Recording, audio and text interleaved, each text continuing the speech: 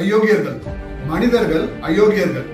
தீய சக்திக்கு துணை போகின்றவர்கள் அயோக்கியர்கள். மதுவின் மூலம் போதையின் மூலம் அடிமையானவர்கள் குற்றவாளிகள் அல்ல. அவர்கள் வழி தவறவிடப்பட்ட மனிதர்கள். இளைஞர்கள் எதிரிகள் அல்ல, நம் நாட்டின் சொத்துக்கள் அவர்கள்.